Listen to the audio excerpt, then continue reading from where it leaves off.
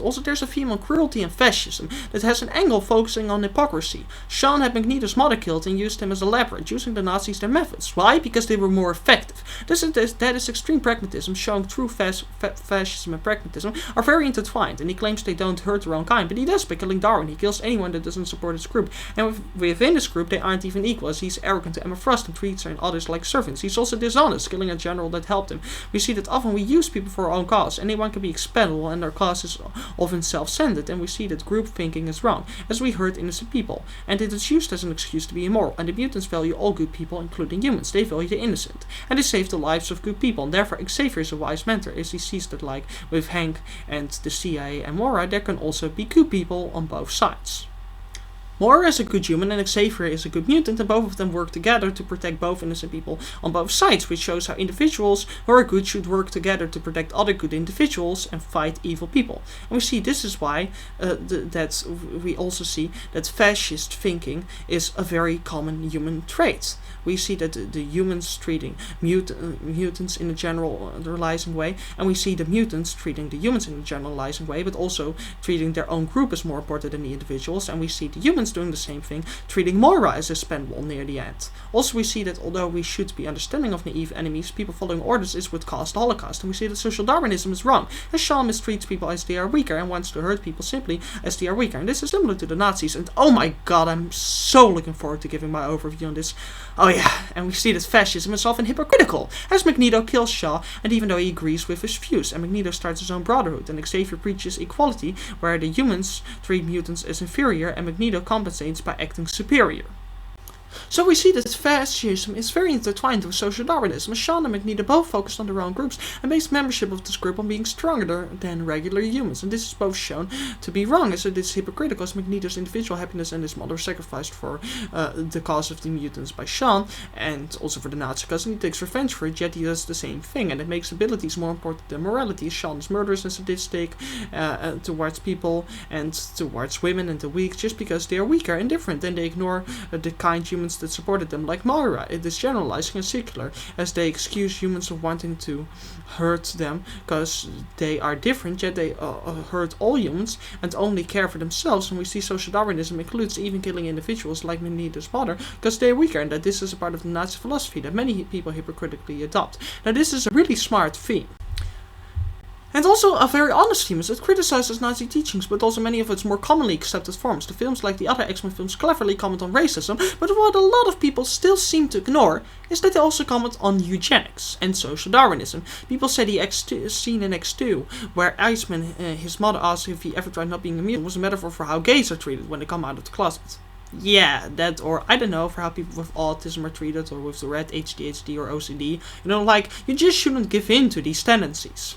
Like, that's possible. Oh yes, of course, you just need to force yourself. It will be stressful always, because you don't want to kill yourself. But this film really clearly comments on eugenics, as we see them trying to use Magneto, forcing him to move a coin, and Mystique having to hide her abnormalities, and mutants being seen as dangerous. These are different abilities, not race differences, and they are taught to learn to deal with them instead of being forced to suppress who they are. And this makes the film really fantastically thematically deep, as eugenics are a great evil that people ignore a lot. People constantly argue that homosexuals need to be allowed to be open about their taste. They need to have bars and model shows, and need to work in every nice profession as do women and people from different races and religions. But people with OCD constantly told that when they're a little bit pushy about something because they've got OCD, well, go fuck yourself. You're still an asshole, even though you cannot really help it. Nice. Yeah. Also, most people with autism or retardation are often used as insults in movie debates. Really. Just check Confused Matthew, Nostalgia Critic, any one of that guy with the glasses, Red Letter Media, anyone in general.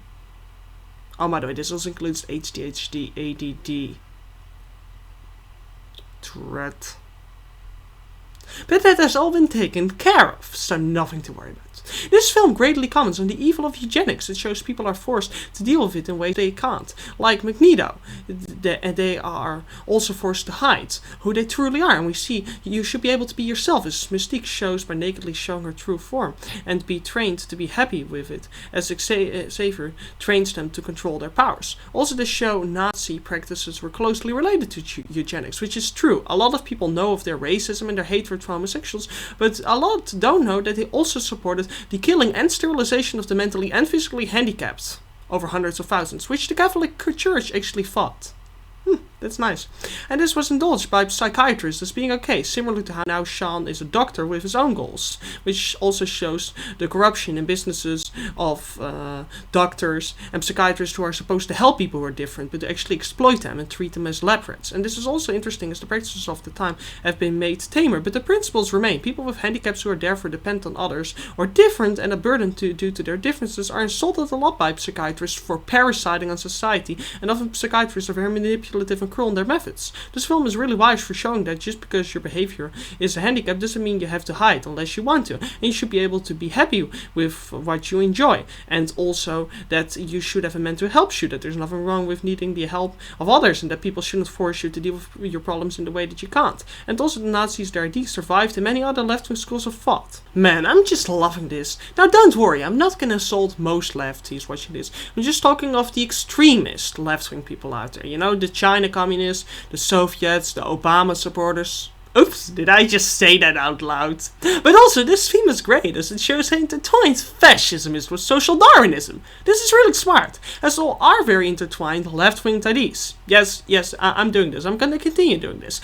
That were practiced in the worst forms by leftist parties like the Soviet communists and the Nazis. Now, most left-wing people shouldn't be offended by this. I'm just talking of the extremist leftist people, and I was only joking about the Obama supporter. Fuck it, I'm just gonna go all the way here. Welcome to Review Once Why the Nazis Were Left-Winged. Number 1, the Nazis were social worker party members. People say they weren't really socialist in practice, which is interesting as almost all workers voted for them, but they had loads of government spending and created great debt in order to give people more money to spend to help fix the economy because people could spend more. Hey, that sounds kind of familiar, like other solutions during economic crises. Spend more, and public work programs and high taxes to fight unemployment, which was the main cause, to make sure the common man had his basic needs. And they had severe state control on trade. And 2, they also controlled most aspects of life. 3, little money went to large companies and there was little individual freedom. The state spent most of their national income, even more than the Soviets, aka the communists. 4, people have noted that they hated the Soviets. Yes, and Serbia broke with the Russians also. They wanted to be the top dog socialists.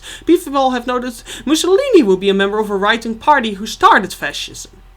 Well, no, he was member of a socialist party who believed they should have taken part in the war, and because of that left the party. And he thought the socialists weren't decisive enough. He, like Hitler, wanted to add nationalism to the element of socialism, but he didn't want to abandon socialism altogether. That's why he had many socialists on his side. The NSB, the Nationale Socialistische Beweging, which is the Dutch National Socialist Party, was a Dutch National Socialist Party. I need to stop improving while I'm also reading off the script. That the Nazis allied with. They never allied with plain nationalists. Oh wait, they actually did temporarily support nationalists in Germany, who they fell out with, as they weren't socialists, and the nationalists didn't like them because they were socialists. You see, just being a nationalist wasn't enough for them. In fact, almost all the other fascist parties they worked together with, like in Romania and Bulgaria, they were also all socialist parties. They never worked together with plain nationalists. That should tell you something. And they also were okay with allying with the Soviets when it worked out. Remember the invasion of Poland? 6 people actually dare say that the Nazis were friends with Catholics, even though the German Catholics opposed them, and even had bans on members to join the party, and only disbanded due to intimidations, and only dropped the ban and made a deal with the Nazis to keep their clergy safe after the Nazis were already quickly increasing in power, and they were forced to sign the Enable Act due to all the other parties supporting it. The Bishop of Utrecht, here in the Netherlands, publicly opposed them, causing them to murder all slightly Jewish priests and baptized Jews. Thousands of priests and monks were deported and killed in Germany and Poland and the Netherlands. And the state closely controlled the church, and the Pope, for lobbying German officials, prevented deportation of over 350,000 Jews. Wait, this is still a joke, if so it's getting a little bit drawn out. It sounds like this is just an excuse to be an asshole.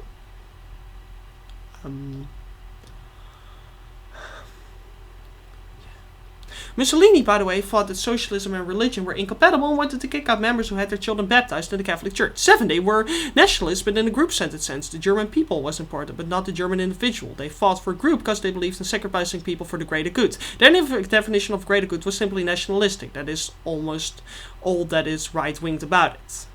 And 8, they didn't just commit genocide, but also eugenics. They were anti the mentally and physically handicapped, as they were a burden on society.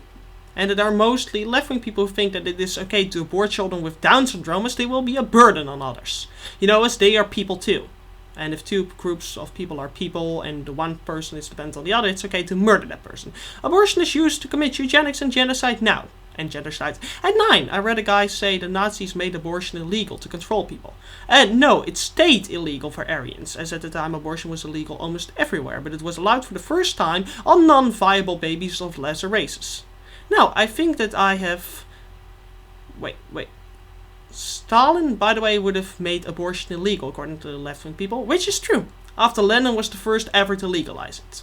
So, this was a strong commentary as it showed that social Darwinism is indeed wrong as it doesn't value morality, it's skill-based and hypocritical, and that a lot of people wouldn't like it if they were victims of it. Also, it is true people with handicaps just need to be allowed to be happy with it and shouldn't have to hide as everyone has the right to be themselves. By the way, the first film in fact perfectly showed how abortion is wrong. Wolverine stabs Rogue in his rage, almost killing her, and she steals his power. aka what parasites would do, she's harming him to live, but it wasn't wrong as it was his fault that she was dying. Had he then stabbed her to the point she'd be dead because she was feeding off him, he'd be a murderer. She was feeding off him because he stabbed her.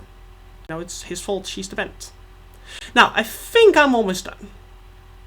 Now, I know what you're thinking. Thank God! Wait. What happened? Wait, we've got computers with flat screens now, and Elvis isn't famous anymore? Yeah. It's been a while. I'll bring you up to date. Don't worry about it. And so I know this is getting very heavy on politics, but in my case, on this film, that was just unavoidable. Don't worry, next week it will all be better. We will be going back to religion. Okay, I'm gonna lose half of my subs here. How can I prevent that?